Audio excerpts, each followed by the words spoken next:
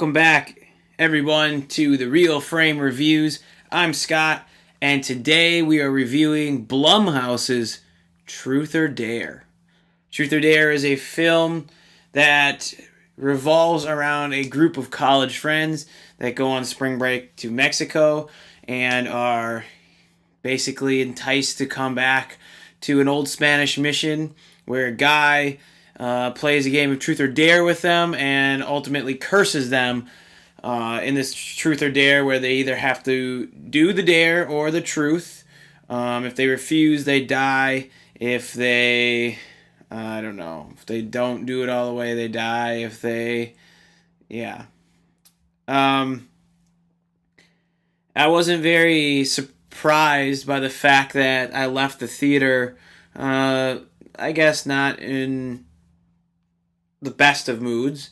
And one of the main reasons for that is what happens when you put a lot of deaths in your trailer for the freaking movie. Now, this is supposed to be a horror movie, and it started going in chronological order, just like the freaking trailer. So if you've watched the trailer before, nothing's going to sneak up on you for the most part because you're going to know, oh, this person goes first. Oh, then this person goes. Oh, I know what happens to that person because they show you in the freaking trailer.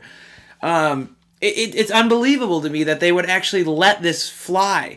And what sucks is that this is not a waste of your time per se. If you have to go to this movie, let's say your significant other is dragging you to it, or it's a freaking rainy day and you have nothing better to do and this is the only thing out because you don't want to see Rampage, well then you might actually enjoy this. But if you've seen the trailers, it makes no sense. Like, why would you put that in there?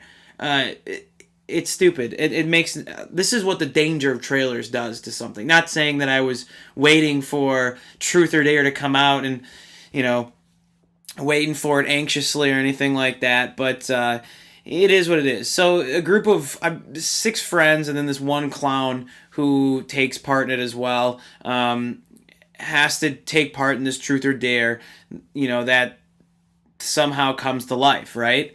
And that's all intriguing and everything, and they all have their little story arcs, but they try to force on you this, emotional shit that goes along with these characters, and you don't care. If you don't care, there's so many times where it's like playing this soft, heartfelt music, like the world's smallest violin playing, and you don't care at all for the characters or what they're going through because they're just ultimately just so stupid.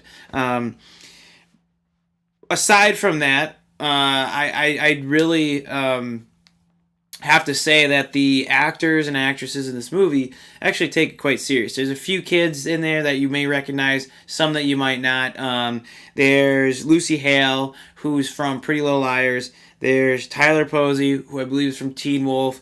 There's Violet Bean, don't know her. Sophia Ali, not sure.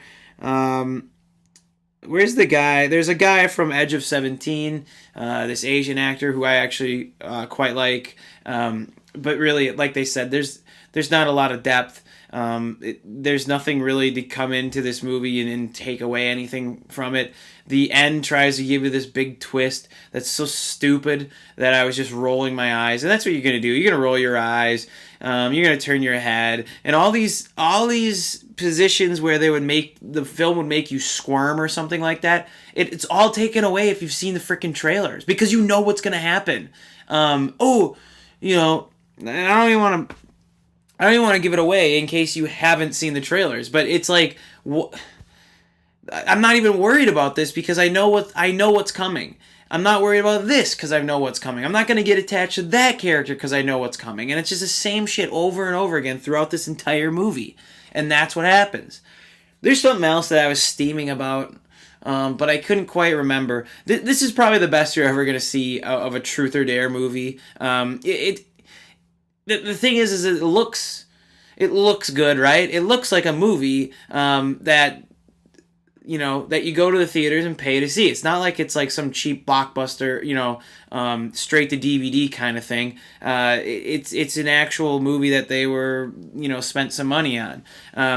But one thing I will say that just popped in my head, no matter what, no matter how many people are dying in these movies, nobody has a freaking funeral. Like, there's there's only 3 people left in this picture, and everyone else is dead. Yeah. So what'd you do with their bodies? Like, are you waiting for everyone else to die and then just having one joint funeral? I mean, like, come on now. Yeah, I don't know. It like I said, it wasn't too scary. Look, it keeps your attention one way or another. It does, and it's not like I wanted to get up and leave the theater. So it can be considered a decent time. Like, it's not the end of the world if you have to go see this movie. But don't think it's going to be anything other than that. And it's definitely not. I really didn't connect to any characters. And to be quite honest, it's mainly because I knew what was going to happen because the stupid friggin' trailer. Anyways, enough harping on the trailer. I'm going to give this movie a 1.5 out of 4 stars. That's Blumhouse. Truth or Dare. I can't wait to see Rampage. Isle of Dogs is coming out. It's actually in theaters finally around here. So I'm going to check that out. So watch for those reviews to come. That's Rampage, Isle of Dogs. Good luck if you see this movie.